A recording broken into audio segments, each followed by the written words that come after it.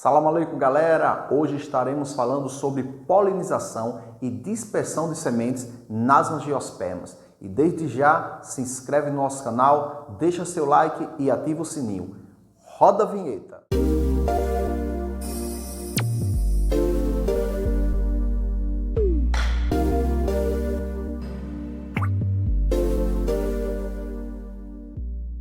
A polinização consiste no transporte dos grãos de pólen das partes reprodutivas masculinas das plantas fanerógamas até as partes reprodutivas femininas.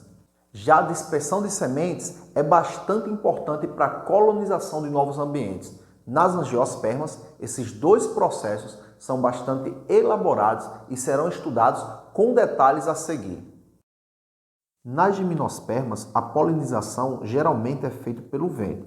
Por outro lado, nas angiospermas, esse processo está intimamente relacionado ao tipo de flor, novidade evolutiva do grupo. As diferentes formas e cores das flores tornam-nas especializadas para diferentes agentes de polinização, como o vento, a água e principalmente os animais.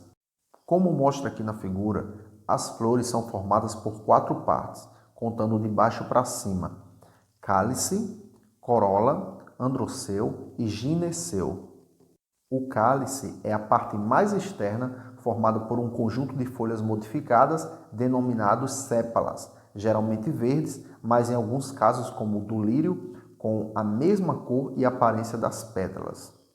A corola localiza-se internamente ao cálice e é formada por um conjunto de pétalas, que costumam apresentar textura delicada e coloração bem variada, contribuindo para a atração dos animais polinizadores. Já o androceu e gineceu são as estruturas onde se formam os gametófitos masculinos e femininos, respectivamente. Essas estruturas situam-se internamente às pétalas, como você vê aqui na imagem, e podem estar presentes na mesma flor, sendo chamadas de hermafroditas ou também, menos usualmente, em flores distintas. Nesse último caso, as flores são masculinas apenas com androceu ou femininas apenas com gineceu.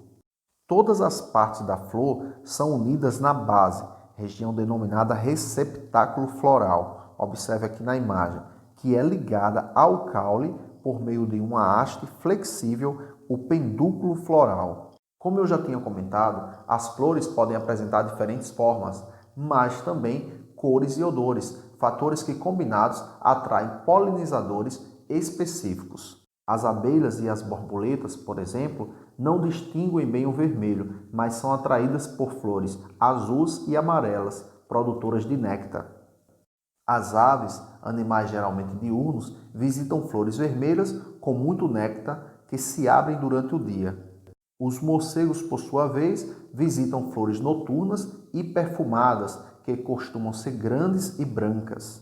No caso de flores polinizadas pelo vento, não há produção de néctar, nem de odor. Suas cores são discretas e muitas vezes nem apresentam pétalas. Em relação às angiospermas, que são polinizadas por animais, as plantas que são polinizadas pelo vento costumam produzir muito pólen. No ciclo de vida de um angiosperma, quando as flores estão maduras, seus órgãos reprodutores ficam expostos. O órgão reprodutor masculino recebe o nome de androceu. Ele é constituído de estruturas chamadas de estames, que se dividem em antera e filete. Já o órgão feminino, denominado gineceu, é formado por um ou vários carpelos. Cada carpelo é composto de estigma, estilete e ovário.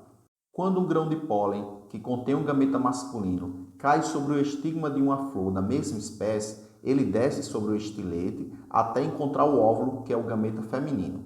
Daí ocorre a fecundação. Da fecundação origina-se o zigoto, que se desenvolve até formar a semente.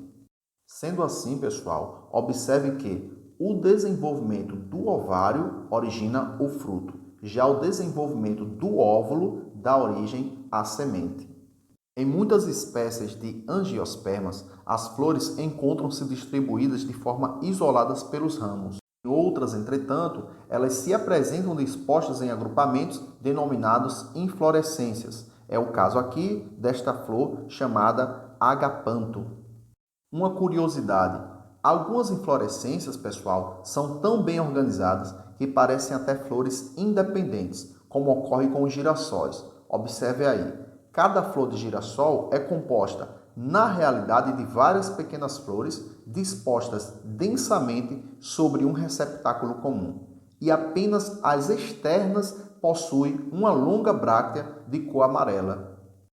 Algumas plantas dispersam suas sementes por meio do vento, esse processo é chamado de anemocória, e outras por meio de água, processo chamado de hidrocória. No entanto, muitas espécies de angiospermas têm suas sementes dispersas por animais, processo denominado zoocória. No caso de frutos comestíveis, os animais, como tem aqui na figura, eles eliminam as sementes por meio das fezes, em locais distantes das plantas que lhe deram origem. Há também os frutos que se prendem aos pelos dos animais e dessa forma são levados para outros ambientes. O fruto, por sua vez, é constituído de pericarpo e semente. O pericarpo é formado pelo desenvolvimento das paredes do ovário, como eu já tinha comentado, da flor, o ovário da flor, após a fecundação e é composto de 3 camadas, sendo da mais externa para a mais interna, chamada de epicarpo, mesocarpo e endocarpo, como você vê aqui na figura. Eles podem ser classificados de acordo com a textura do pericarpo, em secos ou carnosos. Os frutos secos apresentam pericarpo desidratado, enquanto os frutos carnosos possuem pericarpo suculento e rico em substâncias nutritivas, o que ajuda a atrair animais que atuarão na dispersão das sementes. Os carnosos subdividem-se em drupa e baga. Os frutos secos são classificados em deiscentes e indeiscentes.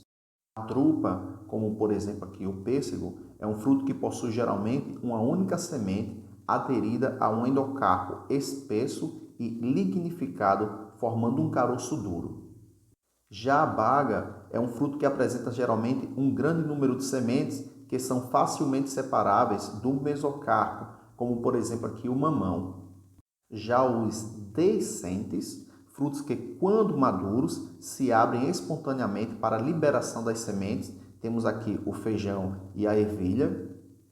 E, por fim, os indeiscentes, frutos que não se abrem naturalmente. Suas sementes são liberadas somente quando o pericarpo sofre a decomposição ou é comido por animais, por exemplo, o jatobá.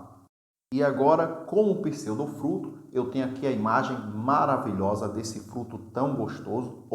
Na verdade, desse falso fruto do maior cajueiro do mundo, localizado aqui em Natal, no Cajueiro de Pirangi, minha terra natal.